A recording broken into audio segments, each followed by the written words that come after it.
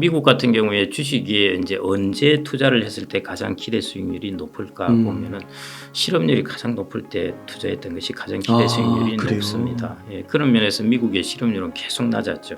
이제 약간 이제 올라가기 꺾이는 시작하는. 모습을 보이는데요. 이 미국의 실업률이라든지 뭐 이런 것들이 조금 심화된다고 할 때, 예, 그때 오히려 지금 미국의 과거 역사적인 경험으로 본다면 그때가 오히려 주식 투자하면 수익률이 높은 때였습니다. 코로나 때 들어갔을 때 그때 막 그때 실업률 어마어마하게 90 높았죠. 막 이렇게 갔던 것 같아요. 금리 인상이 만약에 뭐 25bp나 동결이 된다고 하면 미국에서 우리나라도 더 이상 뭐 금리가 크게 올라가지 않는다고 하면 부동산 시장 괜찮다고 좀 볼 수 있는 걸까요? 부동산 시장이 이제 뭐 주택 시장 혹은 뭐 아파트 시장이 중심으로 본다면은 네. 그걸로 뭐 괜찮다고 볼 수는 없을 것 같고요. 예. 그 이유는 일단 뭐 아파트 같은 경우는 뭐 핵심 지역의 공급도 계속 앞으로 한 3년, 5년 동안은 계속 공급 물량이 네. 이어질 수밖에 없고요. 그다음에 금리는 이 높은 수준이 유지는 되니까요. 유지는 되기 때문에 이게 당장 시장의 기류를 바꾸기는 어렵지 않나 싶고요. 아주 싸게 나온 매물이 있어서 그런 것들에 대한 이제 매수세는 들어갈 수가 있겠죠. 이제 그래서 어제도 뭐 이야기하다 보면은 이제 부동산 중개업을 하시는 분들은 요즘 보면은 강남도 그렇고 요즘 또 이제 도봉구 이런 쪽도 뭐 상계동 뭐 이런 쪽도 올라간다. 예, 이제 가격이 네. 올라간다. 요즘 살리는 사람들도 나오고 맞아요. 그렇더라 하는데요. 그런 경우는 뭐 당연히 있을 수 있죠. 싸게 나오는 매물에 대해서 자기가 집을 사고 싶었는데 지금 뭐 안 사고 있었던 사람들은 얼마든지 살 수가 있습니다. 근데 그걸 이제 일반화하기는 예, 그게 기류가 바뀌었다. 이렇게 판단하기로는 좀 어려울 것 같고요. 일부 사례로 예, 상식적으로 생각해 보시면 이렇게 생각해 보시면 될 것 같습니다. 금리가 대출 금리를 거의 한 2% 정도 주고 있다가 뭐 한 5에서 7% 정도까지 이제 올랐습니다. 그러니까 뭐 하여튼 5% 정도 더 올라온 거죠. 그런 상황에서 부동산 경기가 거의 한 1년 정도 이 정도 꺾이고 그다음 다시 치고 올라간다. 그거는 뭐 거의 불가능한 일이고요. 왜냐하면 금리의 어떤 금리가 4%에서 예를 들어 9% 올리는 거하고 0%에서 5% 올리는 거하고는 또 다르거든요. 0에서 5로 가는 게 더 무서운 거죠. 무섭죠. 예. 4에서 예를 들어 5에서 5로 올리면은 이게 그 5%에서 10%로 간 그 비율인데요. 0에서 5% 혹은 1에서 6%로 올렸다면은 비율이 훨씬 높죠. 그래서 그게 이제 채권의 듀레이션도 그 가격 터지는 것도 마찬가지고요. 그렇게 되는 거. 예, 그런 현상인데 그래서 이제 그런 부분에 그래서 미국 같은 경우도 이제 거의 역대 두 번째 정도로 금리를 급하게 올린 것이거든요. 보통 금리를 인상하게 되면은 인상을 하기 시작한 시점부터 미국 같은 경우는 거의 대부분 한 2년 반이면은 리세션에 들어갑니다. 그럼 지금 같은 경우는 평균적으로 올린 것보다 더 강하게 올린 것이기 때문에 더 빠르게. 예, 리세션에 적어도 한 2년 정도 가면 리세션에 들어간다고 봐야 되는 것이고요.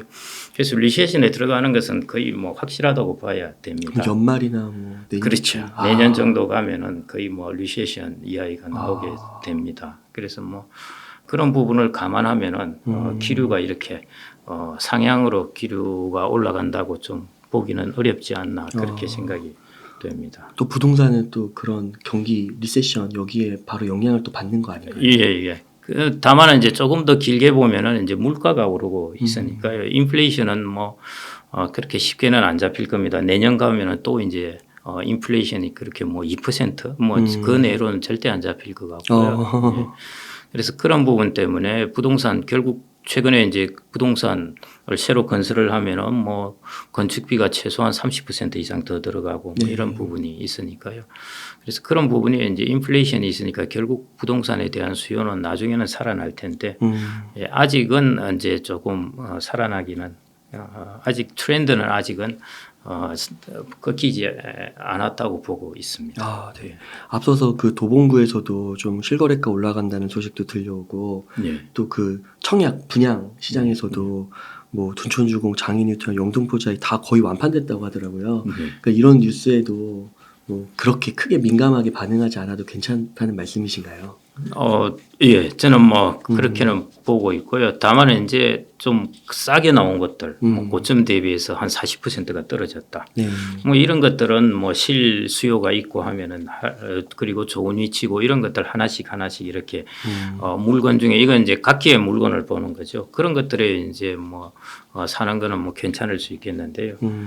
내가 전반적으로 어떤 투자 포트폴리오를 짜기 위해서 간다든지 이럴 경우에는 너무 서두르지 않아도 되지 않나 싶고요. 그거는 뭐 주식도 마찬가지일 것 같은데 주식도 이제 투자를 하려고 하다 보면 사람이 항상 마음이 바쁩니다.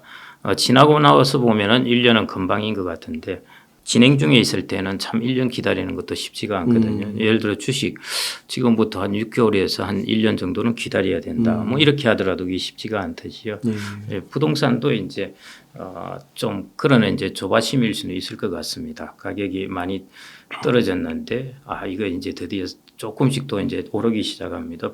주식도 대공황 때도 그랬고 보면은 떨어지면서 항상 이렇게 그 베어마켓 랠리가 있죠. 네. 뭐 그런 부분이 아닌가 그렇게 생각이 됩니다. 네. 그 아까 미국에서는 그 실리콘밸리 은행 같은 예. 약한 고리를 언급해 주셨잖아요. 예. 국내에서는 이게 부동산 PF 부실 그쪽이 약한 고리라고 할 수 있는 예, 우리나라의 약한 고리는 그 참 이제 좋은 질문이신데요.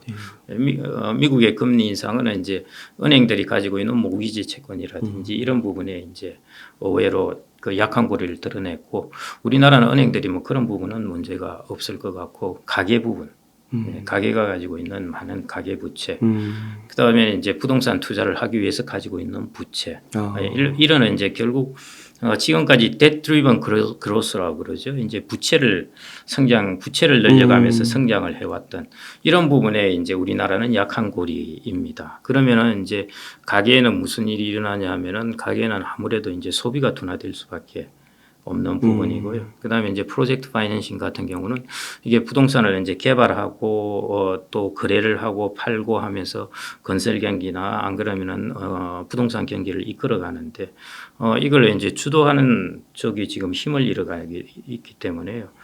지금 이제 뭐 아파트도 거의 주택도 이제 바닥이 아닌가 이렇게 한다는데 그렇게 본다면은 일단 프로젝트 파이낸싱 하는 이런 사람들도 어느 정도 살아나야 되는데 아직은 전혀 아니거든요. 네. 그래서 이 부분이 계속 이제 우리나라에서 이제 약한 고리로 우리나라는 언제 터질지 남아 있는 부분인데 우리나라는 작년에 한번 터졌죠. 사실은 그래서 레고랜드로부터 시작해서 한번 터졌고 수면에 잠재워져 있는데 이게 또 한번 언제 터질지 하는 것이고요.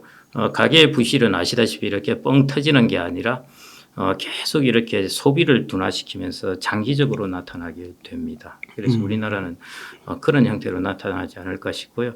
그런 면에서 이번에 이제 미국에서 있었던 뱅킹 부분의 문제 그런 것들이 우리나라 뱅킹하고는 거의 관계가 없기 때문에 그런 면에서는 우리나라에서는 오히려 프로젝트 파이낸싱이라든지 안 그러면은 가계 대출 그런 부분에 있어서는 조금 좋은 신호가 아닌가 그렇게 생각이 됩니다.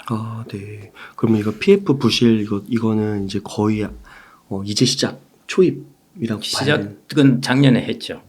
작년에 거고. 했고 이제 한번 잠재워져 있고 그다음에 여기서 이제 우량한 어떤 그 모델을 가지고 있는 측은 뭐 견디게 나갈 것이고요. 우량하지 못하고 이제 기대 수익이 낮은 그 원래 이제 금리가 낮을 때면은 다양한 스펙트럼으로 낮은 기대 수익도 다 기어서 들어가니까요. 그 뭐 오렌 버핏이 이야기했듯이 이제 풀장에 물이 빠져 보면은 팬티를 입은 사람과 노팬티를 알 수 있다는 거고요. 똑같은 현상입니다. 이제 금리가 오른다는 것은 풀장에 물이 쫙 빠지는 것인데요.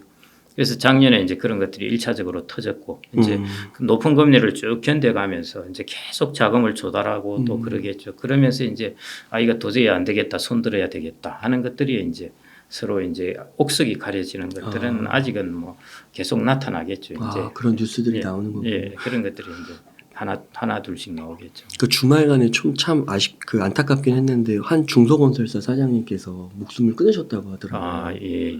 이제 약간 그런 것도 다 자금 경색으로 인한 그런 어려움에서 예, 그렇습니다. 그런 게 앞으로 더 나올 수가 있다라는 것이군요. 나올 수 있죠.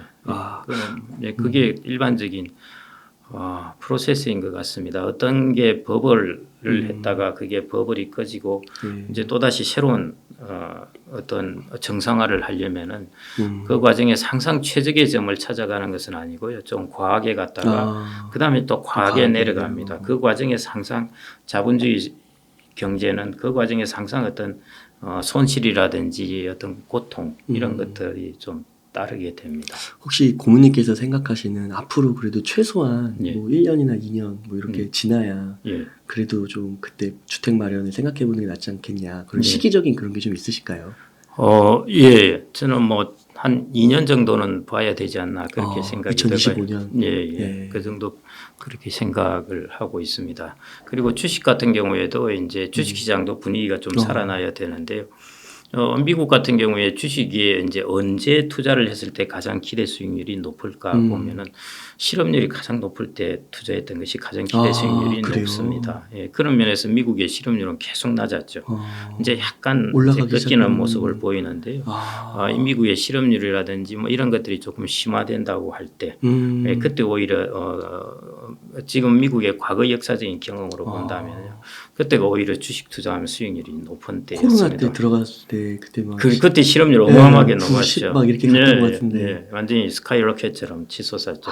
뿐만 아니라 그 전에도 이제 그랬었습니다. 예, 그래서 이제 올 초나 작년이나 이럴 때 단기적인 반등은 있을 수 있지만은 이게 추세적인 어떤 주식의 상승장은 전혀 아니라고 판단되는 게 미국이 전혀 뭐 실업 부분에 있어서 문제가 없었기 때문에 또 중앙은행은 유동성을 줄일 수밖에 없죠. 예. 그럼 뭐 주식시장은 아시다시피 유동성 앞에 장사 없지 않습니까? 그러니까 뭐 지속적으로 오르기는 한계가 있는데 그게 이제 각각의 이제 국가들은 트라우마를 갖고 있습니다. 미국은 실업이란 트라우마예요. 대공황을 겪었기 때문에 국가가 대공황을 겪어서는 안 되겠다 해서 미국은 중앙은행이 이제 경기를 판단할 때도 실업률이 주요한 변수로 들어가는데 성장률이 2분기 연속 떨어지더라도 경기 후퇴라고 안 했던 이유가 실업률이 낮았기 때문이거든요. 그래서 이런 부분이 이제 실업률에 대해서 민감하게 반응을 하게 되는 것이고 독일은 인플레이션. 예, 그때 하이퍼 인플레이션. 그때 뭐 수레를 가지고 가서 밥을 사 먹고 뭐 이럴 정도니까요. 우리나라는 외환 트라우마입니다. 그래서 우리나라는 환율만 좀 움직이면은 사람들이 무지무지하게 민감하게 반응하는 그런 것들을 가지고 있습니다. 그래서 우리나라 중앙은행도 환율을 보고 자꾸 많이 반응을 하는 뭐 어떻게 보면 당연한 결과이기도 한데요. 그래서 미국은 이제 그런 트라우마를 가지고 있기 때문에 미국의 주식 투자도 보면은 미국 실업률이 높을 때 주식에 들어간 것들이 이제 수익률이 가장 높았다 이렇게 나오고 있습니다.